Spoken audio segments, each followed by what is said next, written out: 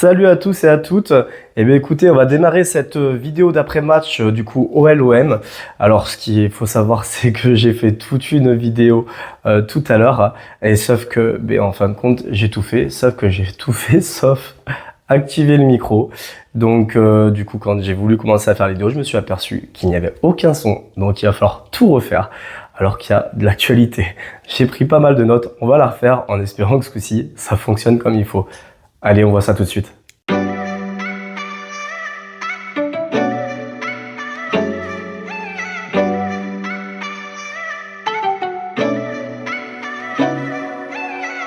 Donc au niveau de cette vidéo après-match, on va commencer de ce match OL-OM au niveau des statistiques.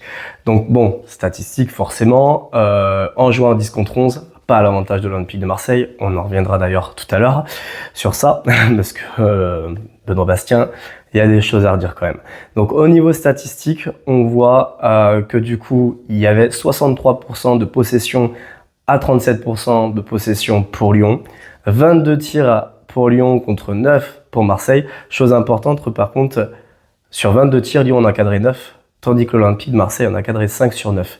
Donc là, on voit quand même au niveau efficacité et au niveau efficacité pour cadrer les frappes, on est quand même pas vraiment mauvais, sachant quand même qu'il y a la fraîcheur physique qui peut rentrer en compte, ou en jouant tout un match à 10 contre 11, ça aide pas forcément, et on voit quand même on a une efficacité pour, en tout cas, cadrer les frappes, tout simplement. Après, on passera pas sur tout ce qui est passe ou autre.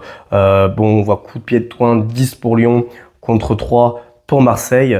Mais bon, en jouant tout le match à 10 contre 11, forcément, un petit peu compliqué. Donc d'ailleurs, on va parler de tout ça, hein, parce que franchement, il y a quand même deux joueurs à souligner. Excuse-moi du peu, mais Ulysse Garcia, Paul Lirola, les gars, pépites. Les gars, pépites. Faisais partie des, franchement, je vais pas me cacher. Je faisais partie des personnes qui voulaient qu'il parte cet été. Franchement, Garcia, les matchs qu'il avait montré l'année dernière, Lirola, je le vois. J'avais même plus vraiment joueur professionnel. Pour moi, il s'est laissé aller. Et, il faut savoir dire quand ils font un mauvais match, mais il faut savoir dire quand ils font de beaux matchs. Et là, les gars, bon, après, il y a le but de Jonathan Roux. Mais franchement, cette victoire, je la dédie surtout quand même à Rouilloquet et Ulysse Garcia, Lirola. Vous avez fait de sacrées bonnes rentrées. Et franchement, ce match, on vous tire le chapeau quand même parce que cette victoire, on la doit aussi en particulier à vous deux, les gars. Et franchement, avec un coach comme De Zerbi, peut-être qu'il peut les réveiller dans la rotation. À voir ce que ça donne, hein. On va pas s'enflammer. Mais dans la rotation, s'ils arrivent à faire quelques rentrées, même la rentrée de l'avant-match d'avant, c'était pas si dégueulasse que ça. Si vous faites d'autres rentrées comme ça, ça peut franchement donner quelque chose de bien. Bien sûr, que parler du but par contre de Jonathan Roux dans les dernières secondes qui donne la victoire. Honnêtement les gars, Jonathan Roux sur la victoire, mais c'était pépite ce match. Vous savez franchement ça me fait penser à quoi quand je vois ce dernier but dans les dernières secondes? Ça me fait penser tout simplement à un Kevin De Bruyne avec Manchester City dans les dernières secondes qui peut marquer un but un peu de ce style, ou un Doku, un Bernardo Silva dans l'autre côté ou autre. Honnêtement, franchement, c'était digne. J'ai déjà vu des matchs de Manchester City quand ils jouent à 10 contre 11 à essayer encore des fois de construire ou autre, ou franchement, ou tout simplement, parce que là, c'est vrai que Jonathan Roux, ce but, il se le fait quasiment même tout seul. Là, c'est vraiment une individualité personnelle. Sacré match. Il y a été, faut y aller. Chaque rentrée qu'il fait, franchement, il fait pas des rentrées dégueulasses. Mais là, ce but, franchement, j'en ai encore des frissons, rien d'y parler. J'ai explosé. Il était plus que mérité. Parce qu'avec tout ce qui s'est passé au sujet de l'arbitrage, c'était juste honteux. Et franchement, un gros coup de chapeau à ces joueurs pour avoir gagné et quand même garder le mental, justement, pour aller jusqu'au bout chercher la victoire. Et je pense que cette victoire à 10 contre 11 tout le match, il va vraiment forger l'équipe. Et par la suite, ça peut présager, franchement, une belle suite au niveau du championnat. Franchement, sachant qu'on n'a pas la Coupe européenne cette année, malheureusement, franchement, on y croit. On y croit. On peut faire quelque chose, je pense. On peut faire quelque chose. En tout cas, franchement, comme vous pouvez le voir, sacré coup de chapeau aussi à De Zerbi, parce que quel coaching, mais quel coaching de De Zerbi. Il fait entrer Paul Lirola. Et ce même joueur, il égalise 24 minutes plus tard. Il fait rentrer Ulysse Garcia. Je me suis dit déjà faire rentrer Paul Lirola. Faire rentrer un Ulysse Garcia. Ah ouais, il est chaud quand même. Pour faire sortir des Greenwood. J'ai dit, il a du culot. Hein. C'est pour ça qu'on n'est pas entraîneur, il le voit lui. De toute façon, toutes les semaines, il voit ses joueurs, il sait dans quel état ils sont. Et alors là, franchement, gros respect à lui parce que j'aurais jamais pensé qu'il fasse des changements comme ça. Et fait rentrer un Ulysse Garcia, ce même joueur, 15 minutes plus tard, il donne l'avantage. Et il fait rentrer un Jonathan Rowe. Et ben, il marque le but de la victoire 16 minutes plus tard. Alors les gars, franchement, si c'est pas du coaching, je pense que Pierre Sage, avec les joueurs que tu as à l'Olympique Lyonnais, parce qu'il faut quand même pas déconner, Lyon, ils ont quand même de sacrés joueurs, un bon banc. Et ben excuse-moi, mais avec les joueurs que tu as à 11 contre 10 à domicile, avec un arbitrage comme ça, tu es obligé de sortir avec la victoire au bout. Ce qui est le plus impressionnant, c'est quand tu as Cherki qui quand même égalise. On en reparlera, hein, peut-être quand même entaché d'un beau petit but de hors-jeu, hein, parce que là, le petit but de hors-jeu, à mon avis, il y était. Ils s'esclaffent comme tout le banc lyonnais ou autre, comme s'ils avaient gagné le match. Non, non, les gars, vous n'avez pas gagné. Parce qu'un match, ça joue jusqu'à la dernière seconde. Et nous, droit au but jusqu'à la dernière seconde, droit au but jusqu'à la dernière seconde, on vous a pas loupé. Donc ça, c'est vraiment parfait. Franchement, super match. Et on va pouvoir passer une bonne semaine. Et en tout cas, au niveau de l'homme du match, eh bien, écoutez, l'homme du match, franchement, pour moi, c'est Roulier. J'ai hésité un peu avec Hochberg, mais Roulier, honnêtement, franchement, encore des parades, la baraka, parce que ça compte pour un gardien. On a encore une barre transversale haute et franchement, bah, c'est un gardien quand même qu'à la baraka, sur pas mal d'actions, sur pas mal de matchs d'avant. Et en plus, il arrête encore ce penalty. Il fait des arrêts cruciaux. Franchement, il a une mentalité, il a une grinta. Il lâche rien. Et puis même son discours d'après-match, quand on lui dit ouais, t'as fait un match exceptionnel, tu fais quand même gagner le match, et il dit non, il s'inscrit quand même dans le collectif, et ça en dit beaucoup sur la personne. Et franchement, Roulier, homme du match, même si attention, Hochberg n'est vraiment pas loin, parce que Hochberg hier encore, taille patron les gars, taille patron sur Hochberg, parce que honnêtement, un match encore exceptionnel. Franchement, c'est peut-être quand même la recrue de l'été, franchement.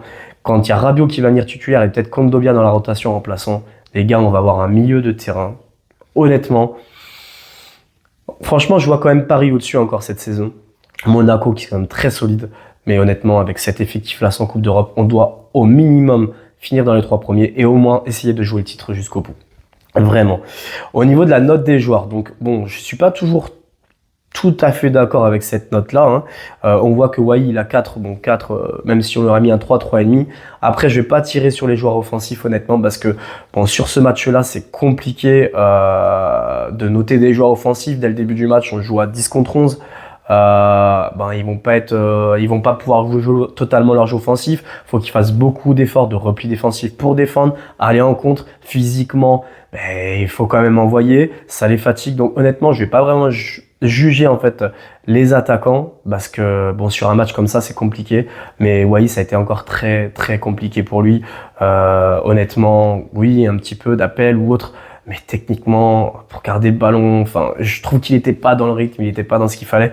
Faut vraiment quand même qu'il puisse se réveiller parce que là, ça fait quelques matchs. Bon, même si forcément à 10 contre 11, c'est pas la meilleure façon de se mettre en confiance. Mais bon, c'est les premiers matchs. Mais il va falloir quand même qu'il montre autre chose parce que ça pourrait être inquiétant. Et j'ai pas envie que ça fasse un Vitinha à 30 millions d'euros et qu'on s'est encore planté sur un recrutement à 30 millions d'euros. Donc il va falloir quand même si je pense qu'un ou deux buts, ça pourrait le mettre en confiance, mais il va falloir quand même qu'il se réveille quand même. Ça serait pas mal. Enrique, note de 5 sur 5 avec Greenwood, note de 6. Honnêtement, j'aurais mis les deux joueurs à 6 au niveau de la note parce qu'encore Luis Enrique, cette passe qu'il fait à Paul Lirola. Alors je sais pas si c'est fait exprès les gars, je sais pas si c'est fait exprès, mais cette passe qu'il fait, elle est magistrale. Honnêtement, on te dit un Messi, un Kevin De Bruyne, il fait cette passe-là, on l'encense. Là, faut le reconnaître, cette passe, elle est juste magique. Je crois que même Paul Lirola, il est surpris, même le défenseur lyonnais, hein, d'avoir cette passe dans les... Enfin, elle est splendide sur un angle, je sais même pas comment il peut faire voir. Il peut voir le joueur Lirola de l'autre côté. Magnifique passe décisive. Donc honnêtement, Greenwood et Enrique, bon, franchement, je mettrais un 6 pour les deux. Rongier, 3,5, c'est peut-être un peu sévère. Honnêtement, c'est lui qui, en effet, déclenche penalty. Il a été en retard sur beaucoup d'actions. Il a pas fait un match terrible. Mais par contre, quand même, il s'est mis quand même au diapason. Il a récupéré quand même des ballons autres. Je crois que 3,6 sur 5, c'est quand même sévère. C'est quand même sévère. Si un Wai est à 4, je comprends pas qu'on puisse mettre un 3,5 sur 5 à Rongier, qui revient quand même de blessure, donc faut lui laisser le temps de revenir. Un 4, 4,5, ok, mais 3,5, je trouve que c'est assez sévère. Bon, au niveau des notes du milieu de terrain, Hochberg 8, comme on a parlé, taille patron, il n'y a pas de souci. Koné 5, donc il a fait son match, il a essayé des choses. Par contre, c'est vrai que techniquement, les contrôles de balle, un peu trop éloignés. Il faut quand même, mon coco, que tu gardes la balle un peu plus au pied. Bon, après, voilà, j'ai pas envie de tirer sur les joueurs. On a quand même gagné. Un Murillo, pas exceptionnel, mais il a fait son match, note de 5. Brassier Kondogbia, 8 et 7. Franchement, un match correct, une défense quand même solide. Brassier, franchement, j'étais quelques matchs à un peu taper dessus. Bon, il faut le temps qu'il revienne en confiance. Je crois qu'il prend un préparateur mental pour travailler sur le mental, parce que pendant jouer à l'Olympique de Marseille, forcément, t'as plus de pression qu'à Brest et tu touches aussi par rapport au jeu des Herbiers beaucoup plus de ballons que tu pourrais toucher à Brest. Donc forcément, t'es mis plus en évidence. Donc en effet, on peut voir aussi plus tes faiblesses. Mais sur ce match-là, quand même, à part quand même le but de Caleta-Car où tu te fais quand même bien manger au niveau de la tête. Mais sur ce match-là, quand même, à part ça, t'as quand même été assez solide. Et je tiens à souligner, je vois quand même de l'amélioration, une progression. Et j'espère que ça va continuer comme ça. Balerdi, note 2-1. Honnêtement, je vais pas taper sur Balerdi. Bon, après, t'es quand même capitaine, Balerdi. Le premier jaune, il est là. Il n'y a pas photo. Premier jaune, je suis d'accord. Il y a un jaune, il y a rien à redire. Mais le deuxième, le départ de la faute, c'est la Casette, les gars. Il tire le maillot au début. Après, oui, en effet, Balerdi joue de la main ou autre. Ça peut siffler. Mais jamais tu mets un deuxième jaune et un rouge. C'est juste pas possible, ça. Donc, bon, il aurait pas dû être expulsé. Il aurait pu quand même mieux le jouer. Donc non, on va pas le noter, j'ai pas envie de lui taper dessus, honnêtement. Par contre, en tant que capitaine, je pense qu'il aurait dû faire quand même plus attention. Donc écoute, de toute façon, il jouera pas le prochain match. Normalement, Cornelius devrait revenir. Je pense qu'on ne dépassera pas les un match de suspension quand même pour Balerdi. Mais bon, on joue pas de Coupe d'Europe. Tu loupes pas presque un mois de compétition parce que tu es blessé. Tu reloupes un match parce que tu es éliminé à la 5e minute. Tu vas louper un autre match avec un carton rouge. Il n'y a pas énormément de matchs. Donc, faudrait que tu puisses être présent quand même sur pas mal de matchs. Mais bon, on verra par la suite. Et Rouli, 9, de toute façon, homme du match, comme on a dit, il y a rien à dire de ce côté-là, quoi. Bon, au niveau du classement, du coup, on voit quand même que ça y est, on garde quand même le rythme, le train avec les équipes comme le PSG Monaco. On est premier ex-aequo avec ces deux équipes-là. Bon, deuxième au classement par rapport à la différence de but. On voit que le PSG ont plus 13 de différence de but. On est à plus 9 et Monaco juste derrière à plus 8. Mais franchement, une victoire comme ça à 10 contre 11 avec ce qui s'est passé au niveau de l'arbitrage, sans Coupe d'Europe par la suite, ça, je pense que ça a forgé un groupe. Même les remplaçants qu'on voulait partir comme Lirola ou Garcia, je pense que mentalement ça va leur faire du bien. Il y a un groupe qui s'est vraiment formé, je pense, sur ce match-ci. Et on voit quand même des progressions, sachant qu'on a un Merlin qui est blessé, on a un Cornelius qui n'était pas là. On va aussi progresser au niveau des joueurs qui vont apprendre à se connaître petit à petit au fil des matchs. Je pense que là, ça peut amener vraiment une très bonne saison quand même. Une très bonne saison et on peut espérer, j'espère en tout cas, quoi qu'il arrive, avec un effectif comme ça, sans Coupe d'Europe, il faut qu'on finisse sur les 3 premiers. Il n'y a pas le choix. Mais bon, on vise quand même, on vise pour moi, avec un effectif comme ça, un Rabiot qui va venir, on vise quand même si ça sera quand même compliqué, je pense que Paris et peut-être Monaco sont un petit peu devant encore, mais il faut viser la première place et le titre de champion. On n'a pas le choix. On y arrivera peut-être ou pas, mais il faut avoir cet esprit-là de gagneur comme vous avez eu hier pour arriver premier au classement. Donc voilà, donc en tout cas, ça laisse présager quand même un bon avenir pour la suite. On va pas s'enflammer, ça fait que 5 matchs. Mais bon, si déjà on a affronté les deux grosses équipes quand même, comme Nice et contre Lyon, presque les deux à 10 contre 11 avec 2 victoires. Donc déjà même à 11 contre 11 avec une victoire, ça aurait été pas mal. À 10 contre 11, ça donne une idée quand même sur le groupe commun de vie et surtout l'état d'esprit. Chose qui n'était absolument pas là l'année dernière. Et là, j'ai l'impression qu'avec un Benassia, on l'a vraiment, vraiment retrouvé. Donc sur l'après-match, bon, Mopé, pépite, mon petit Mopé, comme on voit sur la photo. La gourde, les gars, la gourde Olympique Lyonnais, on vous boit, les gars, on vous boit. Lui, il a tout compris. Il sait où il a mis les pieds. J'adore son état d'esprit, honnêtement. C'est pas un joueur exceptionnel, mais il va toujours mouiller le maillot. Il a un état d'esprit encore hier. Il rentre, il se donne, il va presser. Et puis, il a compris où on est à l'Olympique de Marseille. Il est chambreur, j'adore ça. Et cette petite pépite de photo, franchement, continue comme ça. Franchement, tu m'as régalé hier, Mopé. Après, on va parler justement de la sortie de Benassia. Parce que du coup, à la mi-temps, en effet, il est descendu. Bon, Benoît Bastien, il calcule même pas. Mais bon, à un moment donné, je trouve qu'il a quand même eu raison de passer cette gueulante, pousser cette gueulante. Parce qu'à un moment donné, il faut quand même respecter l'institution. Il faut respecter l'Olympique de Marseille. Je sais qu'à un moment donné, il y avait un très très grand président. Autant, j'aime pas du tout Lyon, mais par contre, Jean-Michel Aulas, grand respect à toi. Parce qu'en étant vraiment neutre, c'est un grand président pour moi. Si Lyon a été à ce niveau-là, c'est en grosse partie grâce à lui. Et combien de fois il a fait des sorties médiatiques comme ça, combien de fois il a râlé, mais il protégeait son club, il voulait faire avancer son club et qu'on le reconnaisse en tant qu'institution au niveau du club, et ça marchait quand même. Donc Benassia, il a eu totalement raison, parce qu'à un moment donné, il y a des aberrations, on va quand même pas jouer tous les matchs à 10 contre 11. À chaque fois, lors des gros matchs, l'arbitrage, généralement, quand il y a une erreur, ça penche toujours pour nous l'erreur. Donc à un moment donné, je pense qu'il faut quand même faire quelque chose. On peut pas continuer comme ça et ne rien dire, c'est pas possible. À un moment donné, il faut que les arbitres se remettent en question. Il faut qu'il y ait quelque chose où on ne peut pas rien dire. Et je trouve quand même, malgré qu'il y ait eu des mots forts, hein, il se base quand même sur des faits et il est resté quand même sur une certaine... Il est resté quand même mesuré. Hein. Il n'a pas insulté l'arbitre, les gars. Il a pas, voilà. Il est resté quand même mesuré dans ses propos. Bon, même si de toute façon ça va pas louper. Hein. Il va y avoir la commission de discipline qui va lui tomber dessus. Hein. Dès qu'on dit un mot de travers ou quoi que ce soit, de toute façon, les arbitres sont surprotégés. On ne peut rien dire.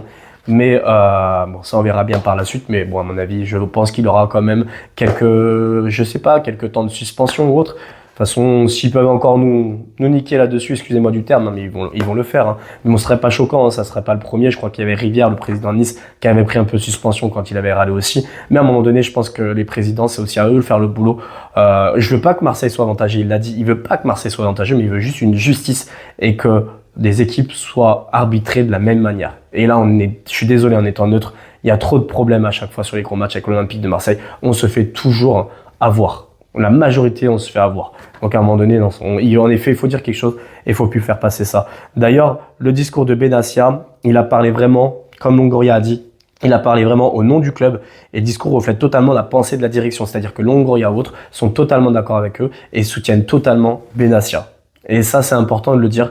Il a le soutien de la direction qui pense pareil. Et je pense que Marseille, maintenant, on va plus facilement marcher sur les pieds. Et c'est une bonne chose à faire au niveau stratégie parce qu'à un moment donné, il faut quand même aussi se montrer, dire en effet qu'il faut quand même respecter Marseille parce que c'est quand même une locomotive du championnat de Ligue 1. On a beau dire quand même, ok, il y a Paris et Monaco, mais Marseille, au niveau de la ferveur, au niveau du supporter, ça sort même au-delà de la France. Et ben, ça fait quand même rayonner aussi le championnat de France et heureusement qu'on a ce club quand même dans la Ligue 1 pour faire vivre aussi la Ligue 1. Faut pas l'oublier aussi et à un moment donné, il faut aussi respecter l'Olympique de Marseille. Donc voilà. Et au niveau de Benoît Bastien, donc on va revenir sur ton match quand même parce que, excuse-moi, hein, mais là les 2 cartons jaunes, à un moment donné, il faut faire preuve de psychologie. Le deuxième carton jaune contre Balerdi, le premier il est indiscutable. Honnêtement, il n'y a rien à dire, aucun problème. Même si ça fait quelques secondes, même si Tolisso joue bien le coup, hein, parce que franchement... faire genre t'es blessé à ce niveau-là et te taper des sprints et courir tout le match comme ça. Bon, on connaît les Lyonnais, hein, de toute façon, là-dessus, et d'autres joueurs, hein, mais surtout eux, on les connaît bien par rapport à ça. Donc du coup, ok pour le carton jaune. Mais le deuxième, ok Balerdi, il ne faut pas qu'il fasse ça. Ok, allez, ça peut siffler. Il y a un peu des jeux de bras, ça peut siffler. Mais la première faute, elle est où? La première faute, les gars, c'est Lacazette qui tire le maillot. C'est Lacazette qui tire le maillot de Balerdi. La première faute, c'est Lacazette. Donc jamais, déjà que tu ne siffles pas faute pour Marseille contre Marseille, mais en plus le deuxième carton jaune à 5 minutes du match. Mais tu sors un rouge, mais là c'est juste inadmissible, c'est une honte, c'est une honte. Benoît Bastien, dès le début, ça fait une semaine, je sais que c'est lui qui arbitre, il nous a fait la merde la même dernière fois, et bien je savais qu'on allait se faire encore entuber les gars, ça loupe jamais. Il a vraiment un problème aussi avec l'Olympique de Marseille. Donc non, c'est juste une honte. Et puis à un moment donné, l'image que tu reflètes de la Ligue 1 à l'étranger, t'as un gros Olympico un dimanche soir, tu niques un Olympico. Je pense que tous ceux qui aiment le foot seront d'accord avec moi. Là, tu ris un Olympico, tu gâches la fête. On aurait pu perdre, gagner. Même là, on a gagné, mais non, je compte à le dire, tu gâches la fête, tu gâches le foot. Tu ne connais rien au foot, tu ne peux pas arbitrer comme ça si tu aimes le foot et tu connais un minimum le foot. C'est juste pas possible. En plus de ça, en fin de première période, on se prend un penalty. Ok, il y a la main de Rongier, il n'y a aucun problème, penalty, il n'y a aucun problème de ce côté-là. Mais juste avant, Lacazette, il est hors jeu. Lacazette est hors jeu, je suis désolé. Et en plus, à chaque fois, normalement, tu as la VAR, il y a l'image à la télé. Cette fois-ci, l'image, bizarrement, elle ne marche pas. Hein, ça ne fonctionne pas. Il n'y a aucune image montrée. Hein. Et en fin de compte, on voit sur les ralentis quand même qu'au niveau de l'épaule, il y a largement hors jeu de Lacazette. Il est là, le hors jeu. Donc, il n'y aurait jamais eu penalty. Donc, roulis exceptionnel, il l'arrête, ok. Mais il n'y avait même pas penalty à ce moment-là. Ça commence à faire beaucoup. Le deuxième but de Lyon, de Cherki, dans les dernières secondes, les gars, la ligne, non. Enfin, pour moi, je suis pas sûr à 100%, les gars. Mais en étant tout à fait honnête, vous regardez, vous mettez sur image à l'arrêt, on voit quand même que Cherki est quand même avancé au niveau de l'épaule ou autre. Je pense quand même, il y a de fortes chances que celle-ci aussi, il soit bien en jeu. Mais non, faudrait pas que la VAR se rattrape et annule un but. Bah non, surtout dans les dernières secondes. Si on peut faire gagner l'Olympique Lyonnais, on va les aider. Donc, on accorde le but. Et bien, c'était sans compter Jonathan Rowe, les gars. Sans compter Jonathan Rowe et ce but magnifique qu'il nous a mis. Donc, de toute façon, ce match a été une honte au niveau arbitrage et on arrive quand même à gagner ce match. Donc franchement, grand respect aux joueurs, grand respect aux joueurs. Et par contre, là, je pense que Lyon, c'est une honte, les gars. C'est une honte. En plus, au niveau de l'égalisation avec Cherki, quand vous égalisez, on dirait que vous gagnez le match, les gars. Oh, 11 contre 10, 11 contre 10. Vous égalisez. On a gagné la Coupe du Monde. Eh ben, on vous a bien refroidi, tant mieux pour vous, le chétan, comme on dit chez moi. Parce que là, c'est une honte aussi de célébrer. En fait, ça montre à quel niveau maintenant Lyon il est. S'ils sont capables de célébrer juste un match nul à 11 contre 10, comme une victoire, ça montre l'état d'esprit de Lyon et au niveau où ils sont. Ça a été un très grand club sous Jean-Michel Aulas. Mais là, à un moment donné, je crois qu'ils sont en perdition. Il faut vraiment qu'ils se retrouvent une mentalité ou quelque chose. En tout cas, très fier de mes joueurs. Et à un moment donné, par contre, il faut juste revenir vraiment sur l'arbitrage. Je suis désolé, les gars. Mais il va falloir faire quelque chose contre les arbitres.